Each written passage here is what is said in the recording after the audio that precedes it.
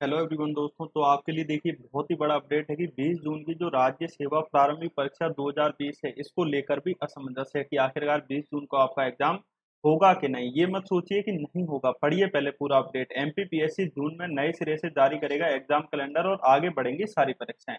तो एमपीपीएससी का इस वर्ष यानी 2021 में जो होने वाली परीक्षा है, इसका पूरा ये जो कह रहे हैं एग्जाम कैलेंडर हम नए सिरे से जारी करेंगे और इसमें कई परीक्षाएं आगे भी सरकेंगी।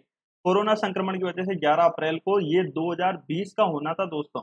ये जो एग्जाम होना था वो 2020 प्रारंभिक परीक्षा का होना था, जो 11 अप्रैल को होना था। और इसमें ये क्या कह रहे हैं कि 2021 की सारी एग्जाम आगे सरकेंगी। तो स्थगित हो गई थी और प्रारंभिक परीक्षा 2020 अब 20 जून को भी संभवतः नहीं हो पाएगी। क्यों? पीएससी के लिए अब चुनौती बढ़ गई। दरअसल पीएससी ने भर्ती परीक्षाओं के नोटिफिकेशन जारी होने की तारीख से लेकर इंटरव्यू और रिजल्ट तक ये कह रहे हैं कि सारे अपडेट हमने दे दिए थे और 2021 का पूरा एग्जाम कैलेंडर भी जारी कर दिया। इसमें 2019 की मुख्य परीक्षा से लेकर 2020 की राज्य सेवा प्रारंभिक और मुख्य परीक्षा सहित 2021 की भी कई परीक्षाएं शामिल थी। अब सवाल यह है कि अगर 2020 की प्रारंभिक परीक्षा ही 20 जून को होगी, तो 2021 की परीक्षाएं कब और कैसे होंगी? क्योंकि कोरोना संक्रमण से हालात सामान्य होने में अभी कम से कम 1.5 माह का समय और लग सकता है। पीएससी का कहना है कि परिस्थितियों के मुताबिक हालात देखकर नया एग्जाम शेड्यूल जारी करेंगे। यानी दोस्तों आप मान के चलिए 1 से 1.5 महीना भी लगता है।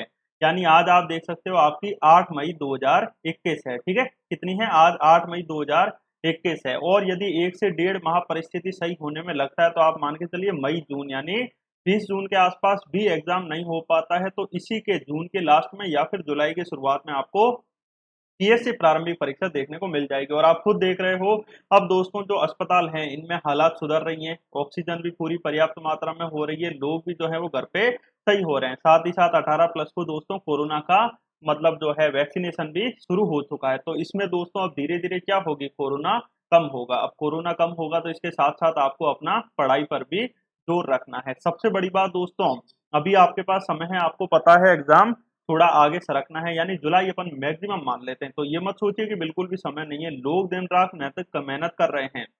जिनको पढ़ाई करनी है मेहनत करिए, वो पढ़ाई और मेहनत जरूर करेंगे। तो अब आप अपने बारे में सोचिए कि आपको आखिरकार अच्छे से पढ़ाई करनी है या नहीं करनी है।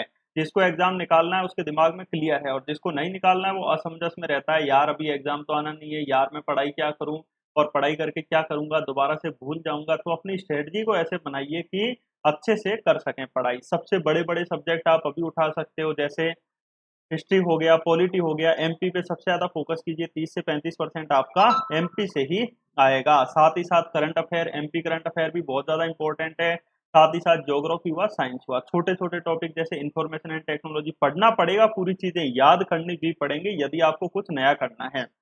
ये मत सोचिए दोस्तों मेरा बहुत मुझे पेपर कठिन लग रहा है। कोई दिक्कत नहीं है, आप कुछ नया तो सीखोगे। नया सीखने के लिए आप सभी को पता है अपनी जो शिक्षा पद्धति है वर्तमान में मैकाले की शिक्षा पद्धति चल रही है।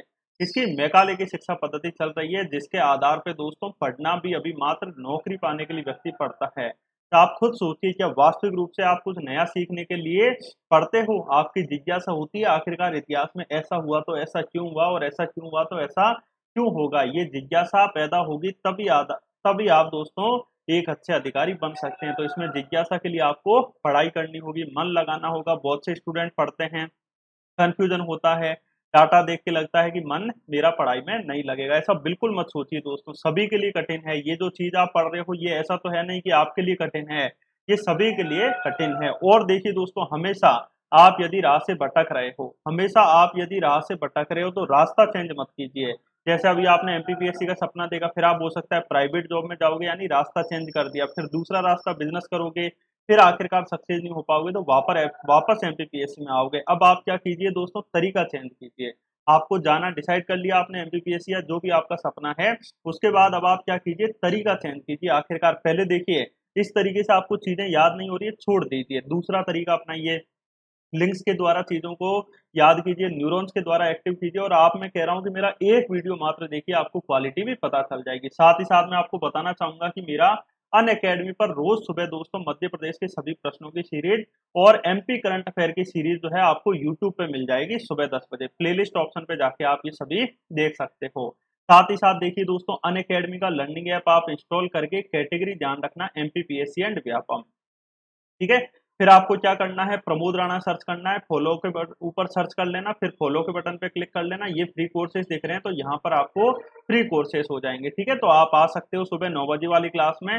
पहली बार कोई स्टूडेंट आएगा तो अनलॉक कोड स्टडी हब 7 डाल देना, जिससे फ्री लाइव क्लास देख पाओगे।